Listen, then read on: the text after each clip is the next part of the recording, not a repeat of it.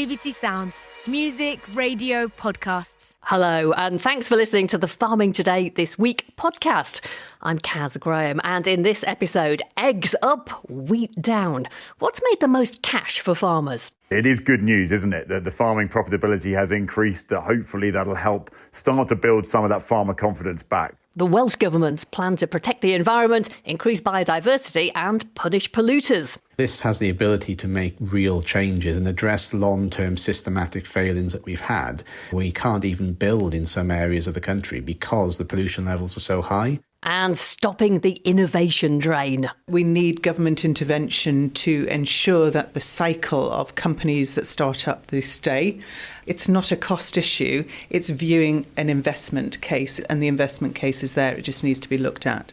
More on all of that later. First, though, this weekend, hundreds of farms will open their gates to visitors for Open Farm Sunday. It's an annual event giving people the opportunity to go behind the scenes, learn about food production and how farming affects our everyday lives. But entertaining and educating, whilst keeping everyone safe, takes a lot of planning. A group of farmers in Dorset keep Open Farm Sunday fresh by clubbing together. This year, organic dairy farmer Sophie Gregory is opening her doors, and Sarah Swadling has been to see the preparations. We're in the middle of where the animals will be, and then the food court area, Discover Farming, where people can learn all about everything from pigs to sheep to chickens to cows. We're part of the Marshwood Vale cluster group, which is about 15 different farms, and we rotate it every year, so we all help each other out, and it gives the locals a chance to see different types of farming systems. Tell me about the pens of calves that we've got behind us here. They're very contentedly snoozing in the straw at the moment. Yeah, so they are actually going to move. We'll keep a pen here for people to meet, but they are, some beef cross calves here from our dairy herd. I'm George Stretfield, and I'm probably the prime organiser of the Marshwood Vale cluster and therefore the Open Farm Sunday. Because we're a group of farmers who work together well and we know each other and we trust each other, it's quite straightforward. The specific host has all the extra work. I mean, Sophie spent the last week strimming, and it's you want the place to look tidy, but then a lot of the other work is done by other people. So some farmers bring up their machinery. We have 85 volunteers. They're all farmers, and they all want to do it. They're passionate about telling people about farming and how we farm. We've got 8 tractors and trailers going around the farm, and that would be a lot to organise for one farmer, as well as we have to remember that the cows are still going to be milked that day. So it's huge, and it just brings the energy, but we're ready to go with it. I've got friends coming from Wales to come and help. People want to get involved in this, and it's a great opportunity to connect with the public. Why do you want to go to the trouble of hosting Open Farm Sunday and inviting people onto your working farm? I think it's just so important that people know where their food comes from.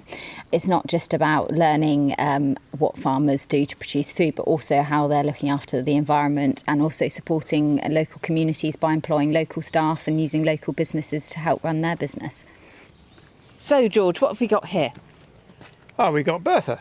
And Bertha's calved 2 weeks ago, and she's ready to be milked. She is a wooden cow. Don't destroy it. Children love it. They swing on the poor teats, but at least it tells them that actually milk is coming out of an animal. I know it's wooden in this case, but it's coming out of an animal. It's not coming out of a bottle. And it's actually, it's more than that, because it's teaching them that animals are part of our life and what we do. Right, I'm just going to squat down. Make sure that the bucket is underneath the cow's udder, which is made from one of those pink plastic gardening trugs with some teats, which are, I'd say, from calf feeders. Correct. It's very realistic, that the days of hand milking are well gone, thank you. I have done it before.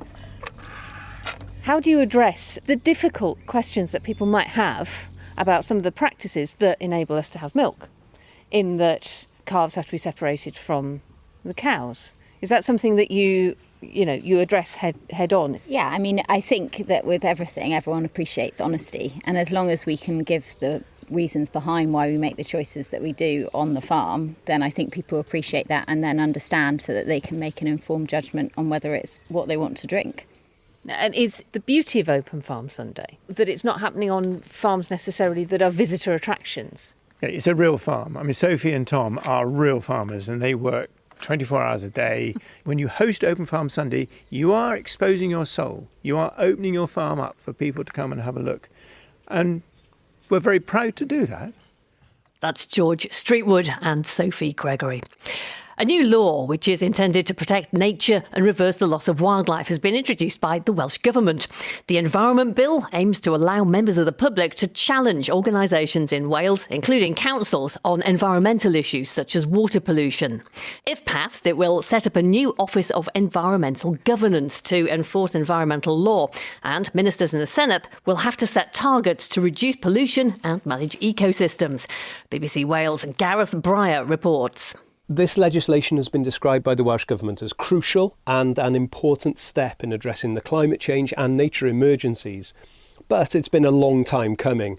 Before Britain left the EU, people used to be able to complain to the European Commission if they felt a public body wasn't doing enough to comply with environmental laws. Once Brexit happened, there was no body to advocate on behalf of concerned members of the public. The UK government set up an independent office for environmental protection in 2021 to carry out a similar role for England and Northern Ireland, while the Scottish government set up an organisation called Environmental Standards Scotland in the same year. But here in Wales, despite calls from campaigners and opposition parties to, in their words, get on with it, there's been nothing permanent until this announcement. If this bill is passed, public bodies in Wales will also have to develop plans to restore nature in their areas, with legal targets on preventing losses in nature. The main aim is to not just stop the decline of biodiversity, but to return to clear recovery. The hope is that this will be voted into law early next year, one of the last major acts of this government before the next spring election. That was BBC Wales' Gareth Breyer. Alex Phillips is from WWF Cymru and he gave Anna Hill his reaction to the proposals. It's really positive that it has come out now. It is something that we've been working on and waiting for quite a long time. I think it's the best part of 8 years that this has been in development. This has the ability to make real changes and address long-term systematic failings that we've had. And fundamentally, that gets back to the point of how clean are our rivers, how clean are those systems in which we depend for our fresh water, for the recreation economy, for agriculture as well. How do we get past this point where we can't even build in some areas of the country because the pollution levels are so high? So hopefully, this might sound technical, but behind it all might deliver some real on-the-ground positive changes. You mentioned it's taken 8 years. What has that delay meant? Well, it's meant that we've fallen behind other parts of the UK in this area in some regards. We've had some temporary processes in place, but really they haven't had the heft and the resources that have been needed in this area. The general push for biodiversity, nature restoration in Wales has been lacking. I mean, the Welsh Government have been very good at setting quite lofty ambitions in the past, but the delivery on the ground has rarely matched up. And we can see that in areas such as water quality, which has been lacking across most of Wales.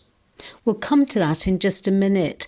This new Office of Environmental Governance Wales, as it'll be called, won't be completely independent, will it? The Welsh Government will be able to control board appointments and budgets as well. Is that an issue for you? There is some concern that we have there, and we hope to unpick and improve upon that as it goes through its legislative journey. What about its powers as well? Because there'll be monitoring, reporting, enforcing environmental law compliance, won't there? A lot of this comes through to the amount of resourcing that it has, because one can easily do a lot of that badly. But to do it well and to do it as thoroughly as needed in Wales, then it really needs a lot of resources to be proactively investigating these things and making sure that there is compliance to environmental law across the piece from local government bodies and other organisations in Wales. As we found in the past that there has been a gap of understanding, an even greater gap of delivery in the past. So hopefully this body can play a role in that. But as I say, it needs to be independent and properly resourced to do that fully. Under the bill, ministers would be required to set targets for reducing pollution and protecting ecosystems. Now, one area which we've reported on many times is pollution in the River Wye. Now, we know that the Welsh and the UK government are working together on this, and there's joint funding, isn't there? But what about new targets for things like polluted rivers? Yeah, so we've said, as WWF, we've said there needs to be a high-level target following on from this legislation, which is to reduce excess nutrient loss by half by 2030. But beyond that, there also needs to be efforts to make sure that all of our water bodies are under active annual monitoring by 2030, and that we really should be managing our rivers at a catchment level. That is a reasonable change from what we have at the moment, because a lot of the stuff that we have in place, although looking good on paper, isn't really delivering, and we're seeing that in places like the Wye and other parts of the country. So there needs to be a step change in what we do here, and a target is only really going to be part of that. It needs to be followed up by strong Welsh Government action. That's Alex Phillips from WWF Cymru. Now to an English farm specialising in Japanese vegetables, herbs and fruit. Robin and Ikuko Williams have been growing veg in the Sussex South Downs for 20 years. They sell their harvest direct to restaurants. Translated from the Japanese, their farm's name, Nama Yasai, means fresh vegetable. For tomorrow's On Your Farm, Theo White has been to visit. Robin had the idea to start a farm in the early 2000s when he was working in IT. At the time, he thought he saw an opportunity. Rising oil prices and changes to the global economy, he thought, would see the price of imported food rise and drive demand for produce grown in the UK. So, yeah, those days still experimental, but we were selling a mixture of things, but including English things, but things which were less widely grown. And then we started selling to some local shops.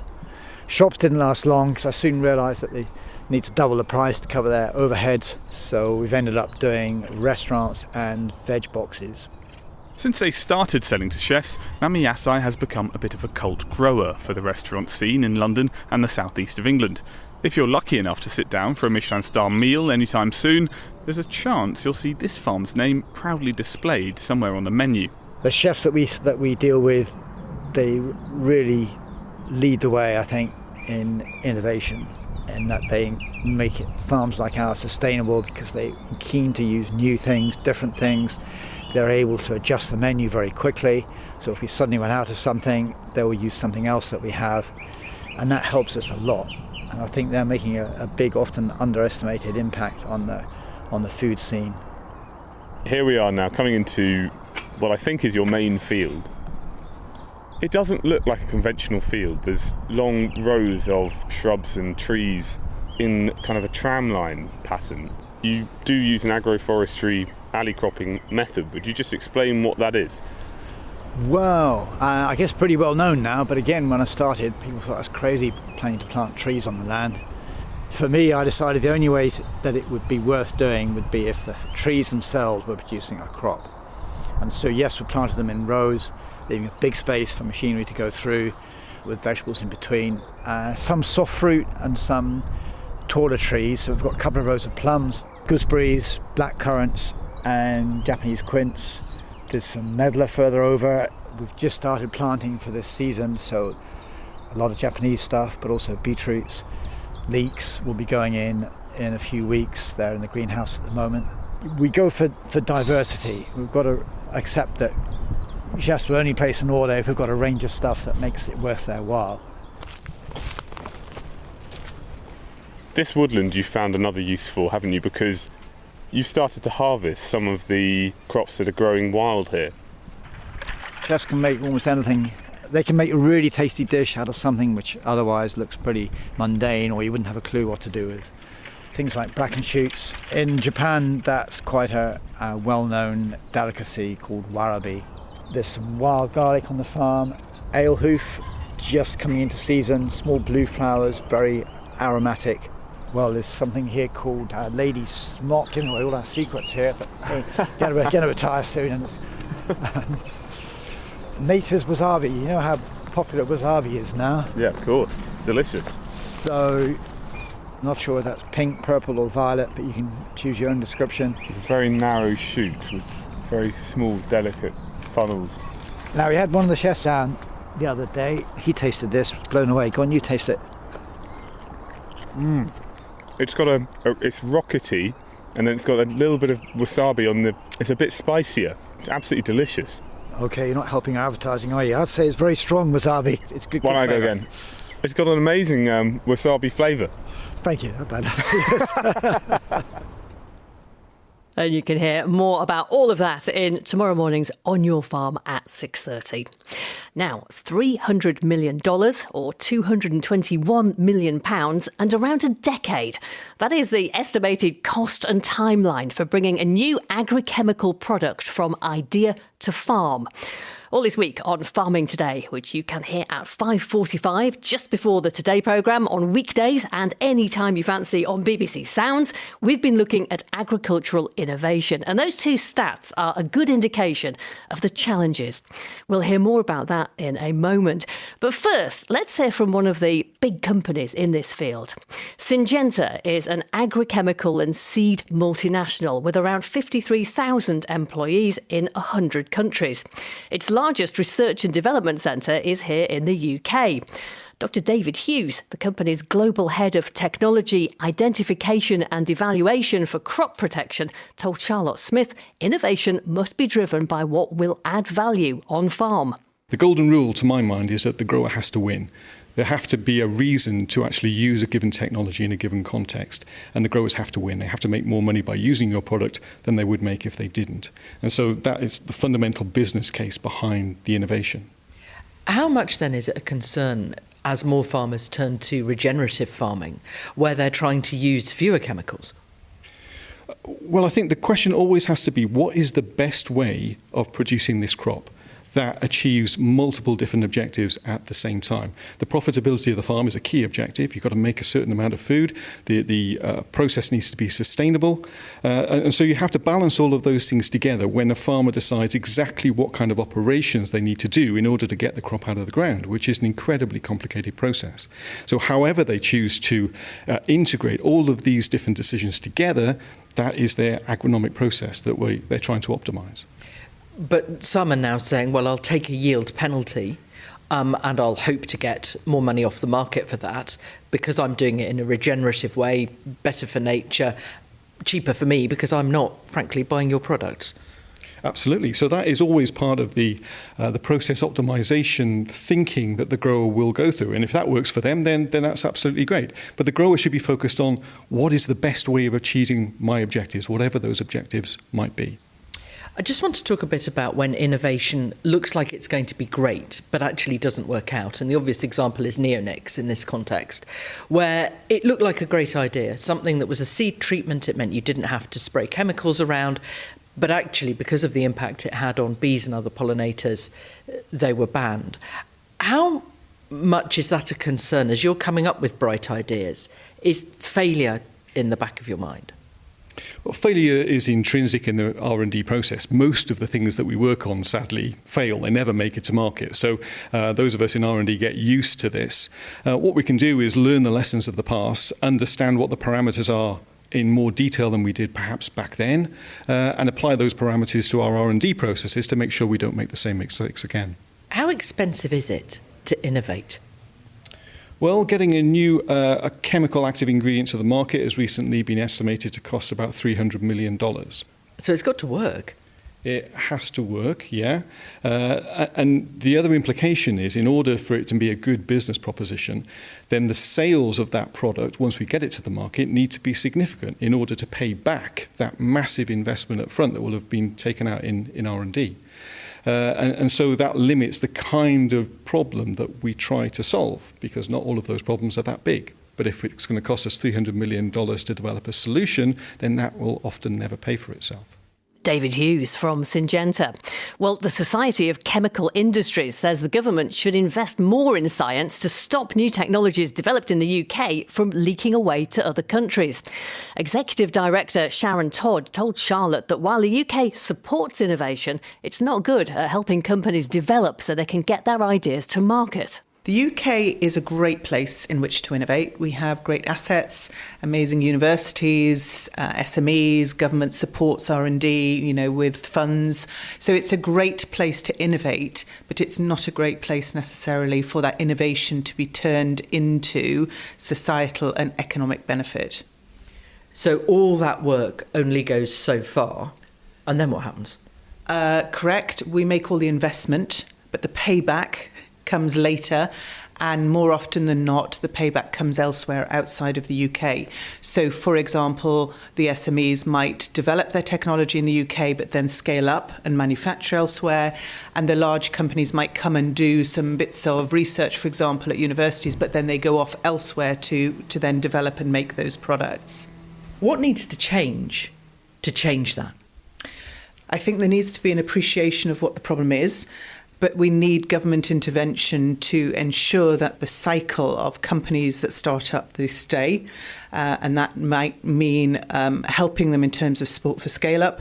And we also need to make the UK much more competitive for research-intensive industries to be doing their research here and supporting development and commercialisation of products and manufacture of those products in the UK. The government might say, look, money's tight. If it's a good idea, it'll work out.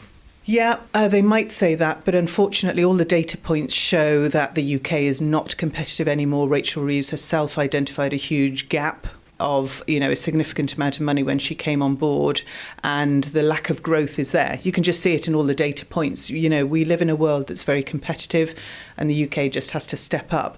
Actually, it's not a cost issue. It's viewing an investment case. It's an investment. All these things are investment cases, and the investment case is there. It just needs to be looked at. That's Sharon Todd from the Society of Chemical Industries. The Department for the Environment, Food and Rural Affairs has just published the latest set of farm income figures. They measure the total profit from all UK farming businesses in a calendar year.